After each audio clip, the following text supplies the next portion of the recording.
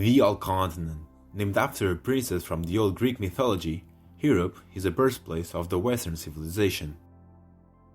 From the Greeks to the Romans, from the Vikings to the Visigoths, several people groups have inhabited this continent for centuries.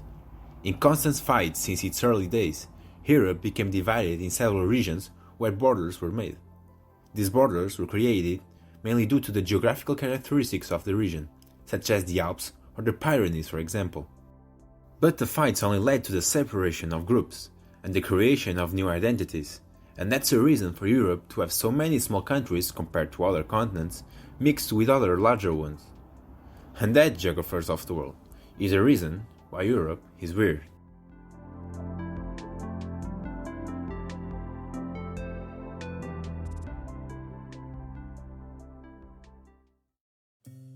Borders, created to separate countries and regions, are essential to maintain a territory stable and safe. The problem of Europe is that borders were created during hundreds of years, and some countries' shapes and other geographical anomalies just became weird. Let's start with microstates. Europe has almost all of the existing in the world. With different origins, these countries are so small, it is actually difficult sometimes to even identify them on the map. Italy holds a record for most microstates enclave in its territory. The Vatican City is completely trapped inside Rome, and it's basically a place for a priest reunion, while San Marino, even though its small size, is actually the oldest republic in the world. Stepping out of Italy, we have Monaco, a small city-state next to France. It is basically full of millionaires, a Formula 1 Grand Prix, and James Bond casually drinking martinis. Further down there's Andorra, which consists of a bunch of towns between Spain and France. Kind of similar to Liechtenstein, another group of villages, this time between Switzerland and Austria. A lot of people actually include Luxembourg in this group of microstates. But as this picture shows, Luxembourg is actually pretty big compared to the others. If so, Luxembourg must be considered the Jupiter of microstates. And what about exclaves and enclaves? Tiny pieces of land belonging to a country, but they are trapped inside another or completely far away from the mainland. Europe actually has more than you might think. Spain has Livia here, trapped inside France, only 1 kilometer from the rest of Catalonia. Italy has Campione d'Italia in Switzerland, also just 1 kilometer from the rest of the country. Just like the Italians, Germany here in the north of Switzerland has this exclave. Germany also has a few more here in the border with Belgium. These 6 exclaves were created just because Belgium owns a railway that passes through Germany.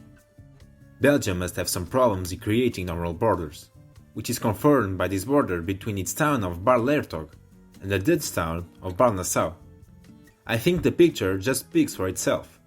Belgium has a total of 20 exclaves in the region, while the Netherlands have 6 exclaves inside the Belgian ones. Just like Luxembourg is the Jupiter of microstates, Kaliningrad is the Jupiter of exclaves.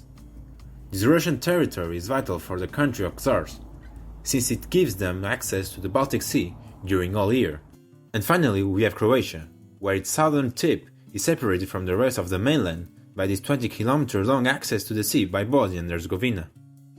If you consider Azerbaijan and Armenia as part of Europe, they also have several exclaves between them, the largest one being the Nakhchivan Autonomous Republic, belonging to the Azeri people.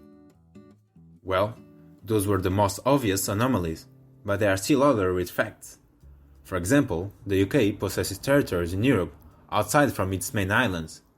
Gibraltar is the most known of these, but what if I told you the UK has 2 huge military bases in Cyprus that occupy a significant part of the island, which by itself has its own disputes and even a demilitarized border between north and south due to several conflicts. Cyprus is an example of an European country that's actually closest to another continent. Several parts of other countries have the same issue, including the Canary Islands from Spain, the Madeira Archipelago from Portugal, and some Italian and Greek islands in the Mediterranean. What's your opinion about this? Should these countries also be considered as transcontinental? For that, Europe already has Russia and Turkey as transcontinental, this last one being an interesting case. A lot of people, when talking about Europe, include Turkey in their topics, but the general idea of Turkey as an European country is far from being a consensus. What is your opinion about this as well? As you could see, Europe is far from being a simple continent. it is still possible to see how time and history have a great influence in today's Europe. Some countries remained stable during the years, others didn't, but I think today Europe is calming down, and peace is generally almost everywhere. And you? Do you think Europe is weird? Would you like to watch more content like this? Please comment, leave a like and subscribe. Well, see you in the next stop with Geographers of the World.